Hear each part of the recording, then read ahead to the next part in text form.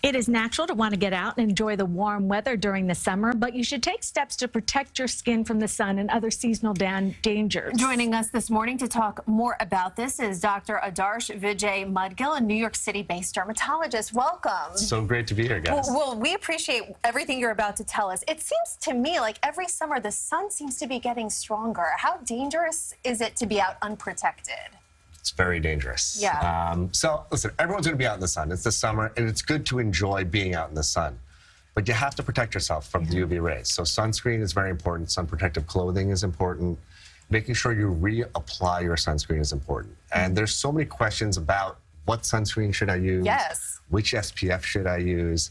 And we'll get into all of that so everyone knows how to protect themselves. Exactly. I hear the SPF 30 is the minimum you should do.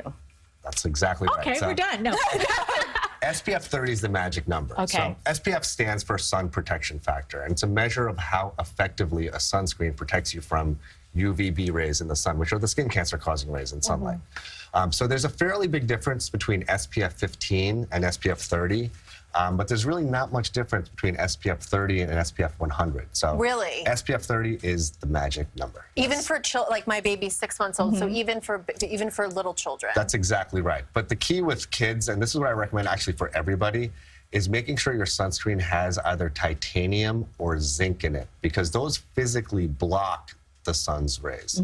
So a lot of sunscreens contain chemical components, which are fine, but the physical blockers I find are the best and most protective. So what should people look for if you do have a mole? Cindy and I were just like, what does this look like? I know, he already checked out my moles on my face. He checked this out. What should people keep in mind if they do see something that looks kind of weird on their bodies? That's such a great question, and yes, you guys are all fun. Thank you. Thanks. So with moles, there's something called the A, B, C, D, and E of moles. So A is asymmetry. If you can't fold your mole into two and it's asymmetrical, that could be a red flag. B is border irregularity. So if the mole has kind of a funny looking edge and an irregular border, that also could be a red flag.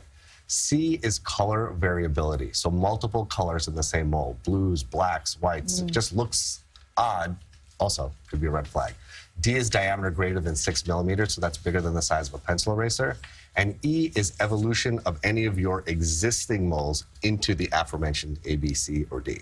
So that's really what to look for. And you should always err on the side if you're not sure, like, hey, what is this on my skin?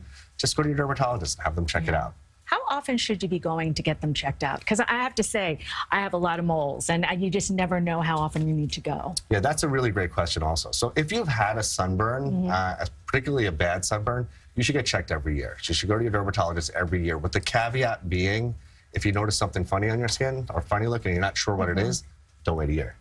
Go in right away. Thank you so much for coming in. Yeah, Such important information to keep in mind every summer. Well, thank you for having me. Yeah, we appreciate it. And for more information on all of these tips, you can head to our website, cbsnewyork.com. We'll be right back.